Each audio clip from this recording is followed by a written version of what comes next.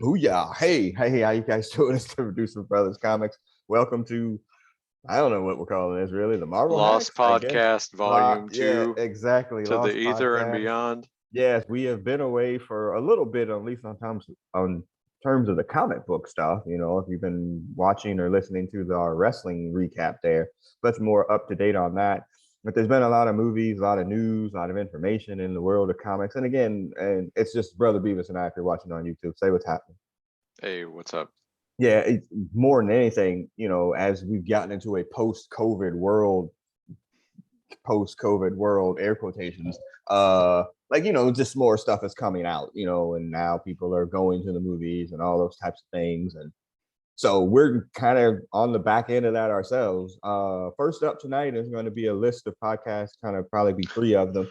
You'll just go them in order. Yeah, they'll be going in order here. So first up, our Doctor Strange Multiverse of Madness preview or review. We are super late, Brother Beavis, on this one. We have definitely, if anyone was like, I kind of want to, if the 30 or 40 people out there were waiting for us to hear our take before they committed their hard-earned dollars. Yeah. Epic fail. And the funny thing is that I saw it opening night with the fam. I think you saw it close to opening night. And the text chain that we hear about, if you listen to this thing, was on fire. This movie's awesome. So we're gonna lead with that part of it. We love this movie. I thought it was great. My daughter thought it was great. She's a huge freaking Wanda fan. There's really no complaints about this movie, and we'll get into the stratified air that you probably placed it in here in a minute. But our movie opens up with, America Chavez, who, again, as a character in the comic books, has definitely been handled in weird kind of ways or whatever, and her powers are kind of nebulous, and she's Puerto Rican, but she's not. It's just kind of this weird thing with her. But we open up in an alternate dimension. She's being pursued by a creature, and a version of Doctor Strange is trying to rescue her from there. We get a chance to see her nebulous powers there, where she can open up dimensions with little stars or whatever, which I don't think that's her power in the comic books, but whatever. And, of course, she's going to wind up meeting with our, and they freaking name check it in the movie. We'll get to it, the 616 universe for the MCU. And, they're going to meet up, and he's going to attempt to save her. And that's going to lead us to him meeting with Wanda to try to get some help. But it doesn't turn out that way. Well, you just burned through a lot of movie right there. I know, man. I'm trying to get to help me out. You've seen it twice. All right, so I would say that the America Chavez we get here is like the Rogue that we get in the X-Men universe, right? Yeah. So not anywhere near the power level, and no control very early on. And the first Doctor Strange we're introduced to, he's got the ponytail, kind of lightweight shaved or greased down sides, he's total professional wrestler haircut. Yeah. With the white highlights as well. But the crux of it is that Doctor Strange tries, they're trying to defeat this evil, and he concludes that he's got to take her powers because she doesn't know how to use it. Right. And so she flees. And so then she shows up and sees our Doctor Strange. You left out the whole Christine Palmer storyline. Oh yeah, that's fine. Yeah, she was right. So we meet Doctor Strange here, and he's been invited to her wedding. He's still not the Sorcerer Supreme, and so he's still he's trying to be cool and I'm glad you're going on with your life, but you can tell he's still would rather it have gone in a different way. And you can definitely tell that there, especially when you get later into the movie, there's some tie-ins to that freaking What If that was on Disney Plus, just a little bit, especially near the end. But Christine went interracial. I was gonna say, can we talk about that trope? It feels that's become how could we diversify this movie? Oh, it's always the black dude marries the white girl wedding. That's with no speaking role. Thing. Yeah, right? With no speaking role. Absolutely. Yeah, this dude was a clown. Yes, completely. Yeah. So after the wedding, that's when the creature that was pursuing her in that alternate universe makes its way to the 616, and we have a battle in the street, right? Well, I think this was a different creature, right? Okay. I think I can't remember if they actually dealt with this, but this is like this was the tease for, this was one of the ways they hid the big bad, right? Because they showed this guy who was allegedly gigantos, and there's a Lego set out, and this is the villain. And yeah, so then it becomes Doctor Strange and America Chavez, and then Wong pops in versus the monster. We can talk about how Wong is a Sorcerer Supreme, but he's the Sorcerer Supreme, like, I don't know, like I'm like, the man, like Scottie Pippen led the like led the Bulls after after exactly. Yeah, there's like, oh yeah, I mean, in name only, because like they don't really give him a whole lot to do, and when he does give him something, it's not great, but whatever. The best part about this sequence for me was, like, this was the first time in any of these movies with Doctor Strange where magic actually seemed like magic. It wasn't just some other kind of laser beam that somebody shot. It was actually magic. So they were casting, like, they would say goofy words, they would create effects, like he creates these monster hands to pull something out and throws it through. And we definitely get treated to the Sam Raimi-isms that are going to be, characteristics of this movie. Correct. Yes. Including, what was that? Bruce Boxleitner or whatever that dude's name is. Bruce Campbell, Bruce Boxleitner is different. Whatever. Wasn't he was he Scarecrow and Mrs. King? Is that what that was? I think that was Bruce Boxleitner. Wow. No, but like they defeat the giant one-eyed monster by throwing a signpost through his eye and popping it out with a distinctive popping sound. So yeah, you're like, oh yeah, oh that's right, Sam Raimi's directing this. Yes. Yeah.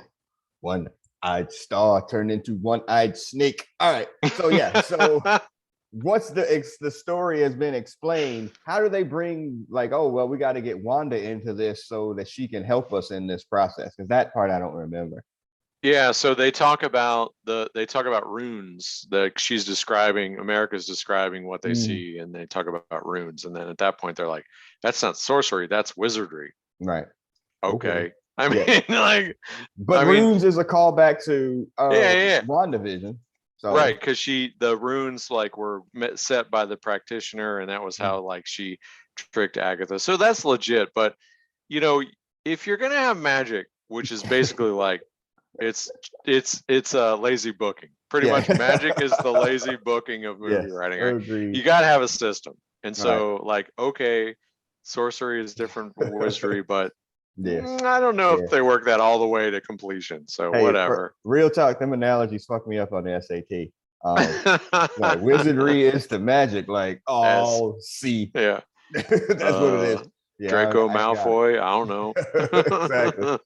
So he goes to see Wanda off on her farm or wherever the hell, and just like, hey, we think you might know something about this, or you could help us or whatever. And she, she Freudian slips, about this. She's the person that is behind this whole thing. That she needs to get America to be able to take her powers to be able to, bring back her kids. So again, full callback to WandaVision, but also a turn that we kind of didn't see. Like, I think we kind of knew that Wanda was going to go bad here, but I don't think we think she was going to go full heel. And this is a full heel turn. Like, I mean, you can maybe empathize a little bit because of her lost children, but this is not a likable character at this point. Yeah, so I mean, we are going to have to talk about that, and I don't know if you want to do that now or wait till the end or whatever. All right, so like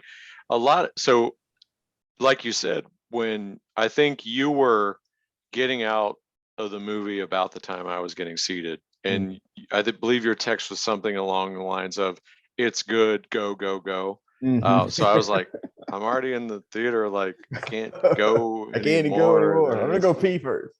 And so this was another movie where I went in with, hadn't really like tried to look into it. Yeah, trying to not get any sort of expectations built up, because after the whole Doctor Strange and Spider-Man, which made that was just such a departure for a character that we've talked about in the past, like got one of the bigger pushes coming out of the Infinity movies, like really, really elevated from all the B characters that had their origin story movies, really got elevated amongst all the other cast. So Doctor Strange on a high, Spider-Man really confusing and not characteristic of him. Are we going to make so anyway? So that was where I was going in. So I was try to have no expectations. Then I generally trust your judgment because we have the same brain. It's true. And so I was like, okay, this should be good. And then like there's different parts of it, whether the movie making or different scenes or different lines. So I was like drawn in right away and I was happy. Yeah. But and I think like initially like the line was like, oh yeah, it's good or whatever. And then like the sort of the counter narrative started coming out, which I think was along the lines of taking advantage of a woman's trauma and depriving her of her agency by, if you want to go that route, attributing it to the Darkhold. So so now we're entering in bad take territory because you and I are both dudes and correct. We're not even mutants, so who are we to talk about mutants? So like the odd thing to me at the end of WandaVision, right? She had her redemption arc, but at the same time, she's got the Darkhold. Right. And they hadn't really portrayed it by that much, but if you had seen Agents of S.H.I.E.L.D., which I know nobody has, or if you'd ever read a comic, that's not a good thing, and nothing good comes, like literally nothing good can come of the Dark.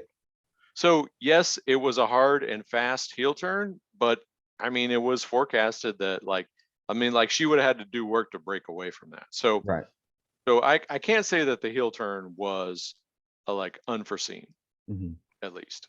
Well, yeah, I hear what you're saying. But I think because we're in damn Disney territory, because they've done so much to build up this character, and like you said, at the end of WandaVision, it wasn't like she was, hey, I fucked up, some mistakes were made, which is the line in this movie. But you didn't think that it was going to go like that. Like I mean, I did, but I didn't. But I didn't think it was going to go like that. Like, because her methods of her madness, no pun intended, are off the charts. Like it's not I'm just building up to it. It's not a Dark Phoenix slow build. It's like once it turns, it's fucking. My note says it's on. Like for real. Like her like no, that was me being reasonable. Like she's like, don't make me go. Like he didn't know he was gonna have to basically fight her for running the next 90 minutes of the movie. Like no, this is not going to go well for you, Doctor Strange. And then she gives him hey, well, have that bitch there at like 12 o'clock or what's gonna be on. And they take her off to the training place where all the Doctor Strange or the sorcerers or whatever. Thank you, man. God bless you. And she shows up there, floating in the sky, like, well, it's on. And it's on. And you get your magic, sorcery, or whatever you want to call it that, and you get this kind of battle there. It's kind of hokey a little bit, but not that bad. But once it's kind of you cleared out all the red shirts and it's just her trying to get to them, you text me like, hey man, how do you get through some of these scary parts? Because if you've been a long time listener, I don't fuck with the scary stuff. I was fine. It was kind of comic booky, so I was cool or whatever, but when she gets there and when she goes through the mirror universe and she comes through Ringu and shit, I was like, at that point, my daughter was like, what have you done to me? I was like, shit can get ugly here real quick. I mean, that part was great. I was like, oh, that part of the movie pretty much almost until the end, as she's making these pursuits to try to get them, man, this is really good stuff. I was so impressed. And I'm not talking about Oscars or anything like that, but give it up for Elizabeth Olsen. She's amazing in this movie. The different the evil parts, the build up to the evil parts, the part where she's still playing the parent in that alternate universe. She's great in this whole thing. Like I said, not an Oscar worthy of performance or anything because it's a comic book movie, but she's so good in this. Yeah, and that's where I think, again, I'll echo this again, that we are not qualified to comment on a lot of these things. Right. This was a story that I think that she was comfortable telling. I think it was a powerful story. I think she was a phenomenal villain. And so, I I'm confused. I don't know where they go with her at this point. Right. What and I could, but like she was great. She was absolutely great. Yeah. No question.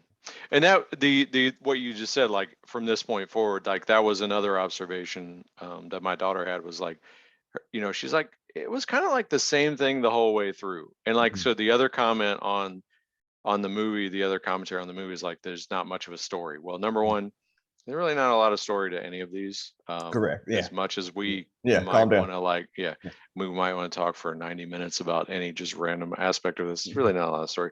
But yeah, it was very like linear, but it was, but that again, that's sort of like the horror genre of like the inescapable, unstoppable malice. That was the enemy in this movie. Right. It wasn't just like what she was doing in any instant, but it was the idea that she was almost inescapable and undefeatable in a way. Right. And then, and they still tried to give her that bit of like, hey, she lost her kids, her trauma has made her act this way. And, and that kind of gets married as you get near to the end of the movie with her other self that is taking care of, Billy and Tommy or whatever in this other version of the universe. But all of that being said, there's a massive fan service moment in this movie.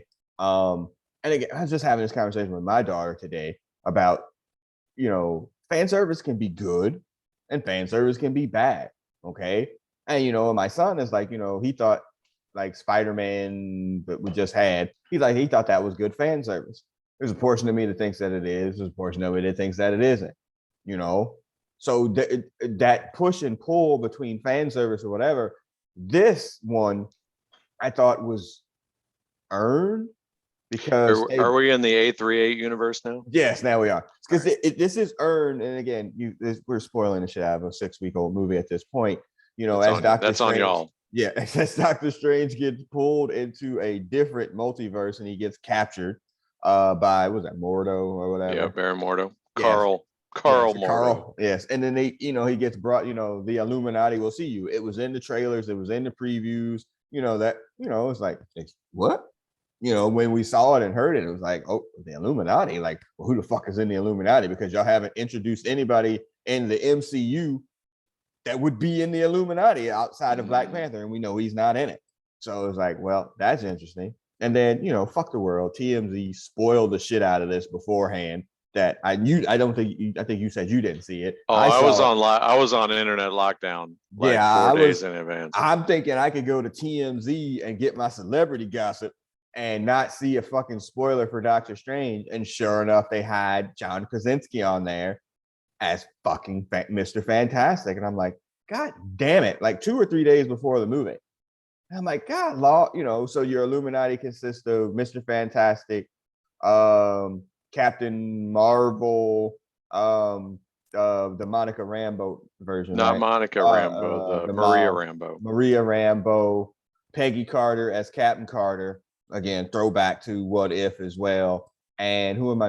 And Black Bolt. Black Bolt. The freaking Inhumans. Yeah, from the Inhumans terrible television show. From the worst Marvel product. Like in the modern era. So I still popped, especially when I knew freaking Krasinski was coming out, and I still popped. I was like, oh, but then we forgot one, and we also knew this was coming too.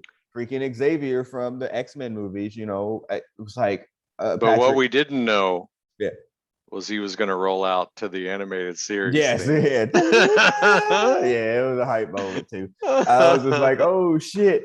So it was like, oh, okay. And so we go through this process there, where they tell the backstory. Well, let me jump in on the fan service note, right? Because so with Spider-Man, like if you like everything was fan service and there was nothing else. Yeah. Like there was very little to that movie that wasn't fan service. Correct. This movie, like this portion of the movie was complete fan service, but it's number one, a small part. And I think it subverts the notion of the Illuminati, which is this untouchable, all powerful entity. It's like, this is so the so that like basically they jobbed the strongest people in the MCU to get Wanda over. Yes. Which like they weren't brought in to save the day. No, they were they featured Yeah. And then nice. they put Wanda over. Yes. So I think that's the difference here is like it was fan service, but it was in service of the movie as well. So I think I draw a difference here. But like I said, I thought it was earned. Like this idea of this multiverse thing has been built up through television shows, and I mean all of it. It's been built up. Like so, it was kind of earned. It wasn't like, oh yeah, by the way, they're in a different universe, like kind of shit, which they could have totally done, and people would have accepted it anyway. But yeah, so they explained to Doctor Strange in this universe, that he sacrificed himself, so that this could go on in this particular universe. And now that this dude is here, they're like, yeah, he's, this is a problem. And then he's like, yeah, well, there's a bigger problem coming for me.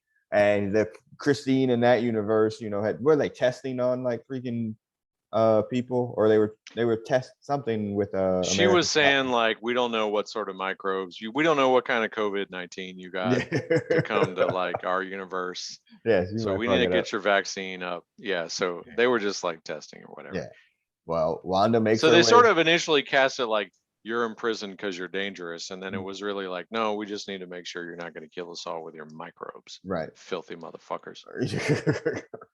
And so Wanda shows up in this universe all bloody, beat, and all to be damned, and again it's on. And so you get this, well, you could call it a battle, but I mean, she runs through them. She ran through them like Spider-Man and the X-Men in Secret Wars 83. So there was, I mean, it was a fight, sort of. I mean, people were fighting, but yeah, it doesn't go well. Monica, or the Maria Rambeau, doesn't fare very well.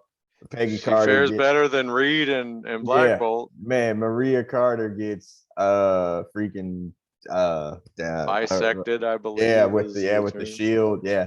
And and that was the other, like, another complaint I saw of the movie was like, oh, they had the Illuminati, they went out like bitches, and smartest person in the world, like, you don't even know, like, he gave it away. I'm like, no, that was the point. Like, he specifically says, like, the biggest threat, we don't know anything about Wanda, but the biggest threat we know is you. So they went in on like, we're the most powerful people, you just need to. And she was like, oh no, you're used to dealing with Doctor Strange. I've been kicking his ass across the multiverse all day. Let me get rid of you punk bitches. Yeah, if you've seen the first part of the movie, Reed got turned into freaking sketty strings. Yeah, Black Bogus, his head exploded. And again, it was like, whoa, I'm not seeing this shit in a freaking Marvel movie or whatever. Peggy gets impaled. And then Xavier. And again, I was like, as a comic book fan, I was like, oh shit, we're on the astral plane. What the fuck? Like, I'm like super excited about that. And I mean, I'm really in my mind while the movie's going on. I was like, this is him trying to close out like her mind, like he tried to do with Jean before she, completely went Dark Phoenix on it. And she comes in, and I was telling my kids today, but she didn't just twist his neck off; she decapitated him. He was like, whoop, and he plopped his head. And I was like, damn! I mean, it was just shocking that she had just gone through that length, to try to, get to where she needs to get to. Again, fan service for sure, but well earned. The future conversation that we'll have about what that means for Black Bolt, Fantastic Four, it's a different conversation down the line. But as you're getting into the wrap up parts of this movie, there's this whole bit about, her being worshipped at whatever this temple was, and then Wong, who we thought was dead. Not Wanda Gore. Yeah. Wanda, who we thought was dead, or Wong, who we thought was dead, makes a comeback from a hard 2 count. And we get this in the pink where we get the Doctor Strange that we had at the beginning of the movie that they put his body away. We get, zombie. Yeah. Right from freaking, not right from, but very reminiscent to that damn What If or whatever. And that makes me think that's a chicken or an egg situation. Like, which one of those that they knew they were doing first before they made that? And that was like one of my real concerns going into this is like, didn't we not just see like evil Doctor Strange, because he's still coming, or I guess we have the third eye Doctor Strange, the guy who's consumed all his multiverse equivalents. I was like, I think we already saw the cartoon version of this. Yeah.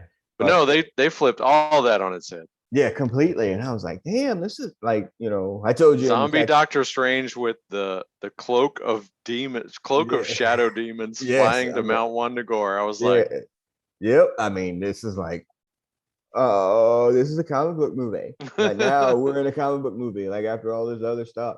And so you get your final battle, and then there's kind of a Wanda redemption bit there at the end, at least for a different multiverse version of her, but great movie. Yeah, I mean, great movie. I mean, you would text like, I think this guy's a conversation about being a top 5 MCU movie. And it is really that good. I mean, I need to see it again, but it's really that good. Yeah. I mean, I think the striking thing for me is like, because we've gotten so much like post-Infinity content that's just sort of like been adding tools to the toolbox. Right. This was one of the first ones, and I think WandaVision 2 really continued the story, and Loki as well. I mean, they really all have, but this is the one that felt like it moved the main storyline along in a way that some of the others haven't.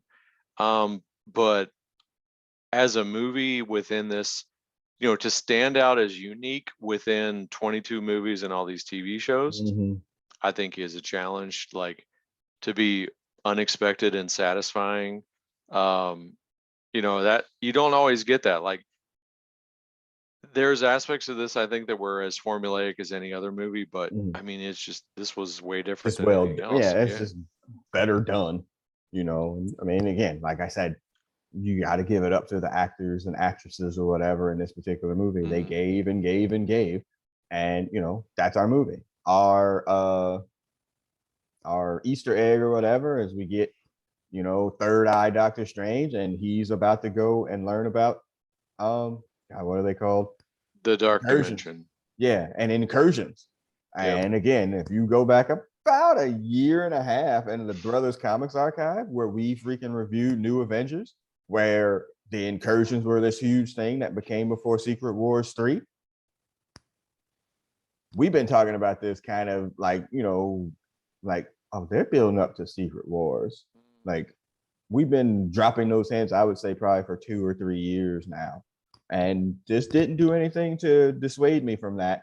No, we're going to get some version of a Secret Wars at this point. I don't know how, I don't know when, I don't know who, but we're definitely getting it.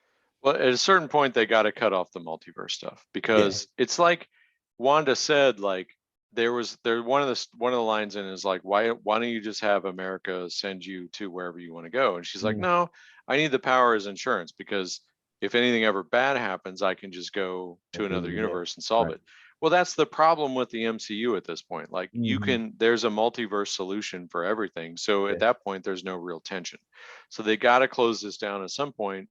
The way when the comics got to this point, that was Secret Wars 2015. They stripped everything back down to one core universe, and then started over and started making all the same mistakes over. And just that's a different story. Let's give them a bunch of books still.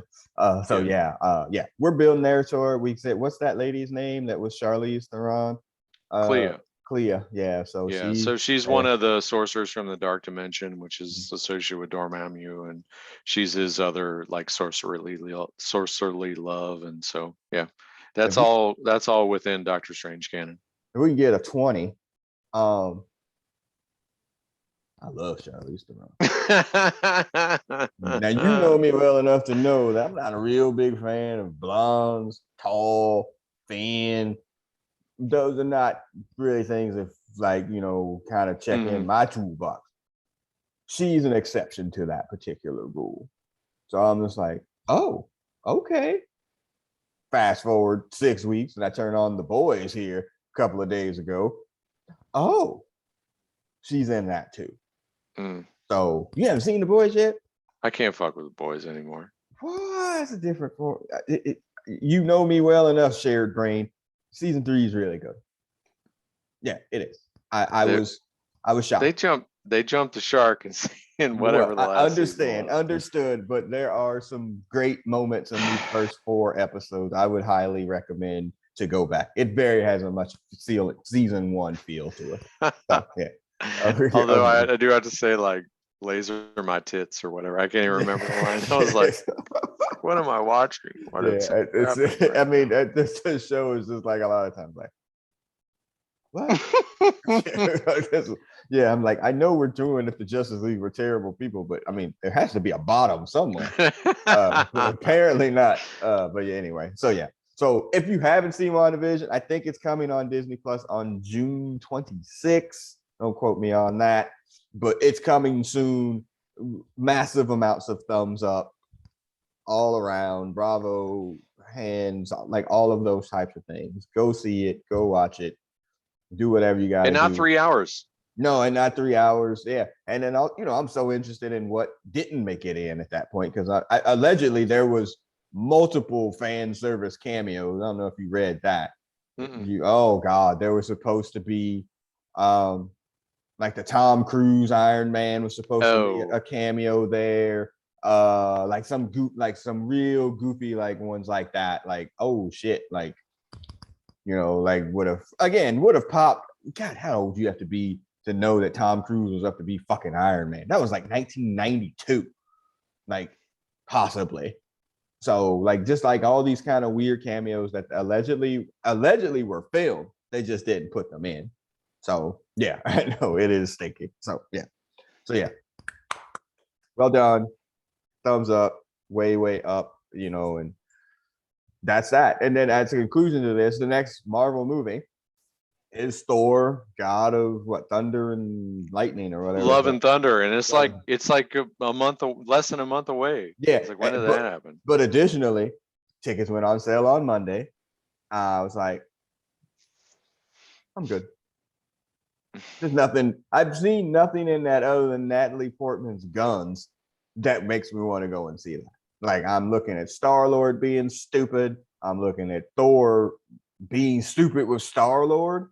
And I'm like, and then, however you feel about Taika Waititi or whatever, like, it can get to a point where it's just like, enough with the dick jokes, bro. Like, I just can't.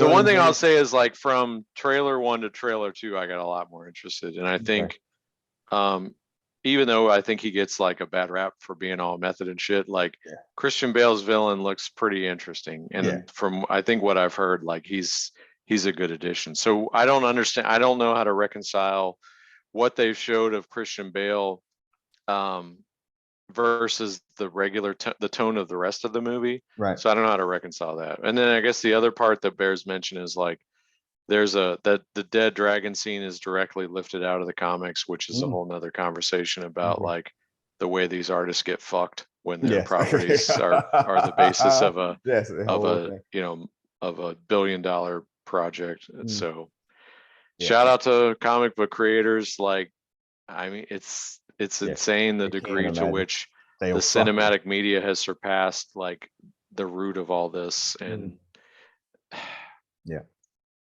additionally, how does this shit even tie into what we just fucking watched 6 weeks ago? And that's the thing, like, I read something where he was like, yeah, I don't read the comics. Like, I like read one, and I was like, I don't like how they talk. It looks cool. Yeah. And so he just went and made his movie. And I can watch it and enjoy it for what it is, but I'm a much bigger fan of Thor and Thor 2 Electric Boogaloo than I am Thor 3. Yeah. And I hadn't thought about it till now, but you're right. Like, I may still go just because it's a thing, but I don't have the burning desire to go see it on. Yeah, I did not see Thor 3 in theaters. I saw it on, nefarious means. And that's a new station if y'all haven't heard of that. Nefarious Means TV. And then I didn't see it for a while. And I kind of feel like I'm in this thing unless my daughter forces me to go. But then, after Thor, what do we get? I think it's Black Panther in November. So Wakanda Forever. Yeah, so who the fuck knows what's gonna happen there? So yeah, it'll be interesting to see like where we're getting there. And again, Black Panther plays a huge part in freaking Secret Wars 3. Like, one of the biggest parts there. They're introducing Namor in this movie, allegedly. Yeah. So like, you know, do we get that, you know, the battle between Atlantis and Wakanda?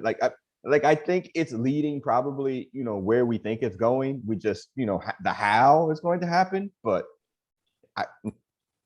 we're good. But yeah, we'll be waiting for reviews on Thor before I go and see that. But to go back to Thor, like it can be as crazy as it wants to be, as long as it furthers the collective story. Because I think that it needs to start going somewhere at this point. I think that, you know, they've introduced enough different characters and they'll continue to do that. It feels to me like it needs to start, the overall cinematic universe needs to start going somewhere. So as long as, like I said, it can be as crazy as it wants to be, as long as it sort of moves stuff forward. That's all I'm open for. All right, y'all. So remember, you'll be able to find this podcast on SoundCloud, iTunes, Stitcher, Google Play, on YouTube. Subscribe, you know, do all of those types of things. And the next time you see us, we'll be talking about Obi Wan on Disney Plus. I got a lot to say about that, and not in a bad way. So, as the producer of this podcast, I'm signing off. Go ahead and sign off, Brother Beavis. I'll see you shortly. All right. See you on the other side, guys. Peace.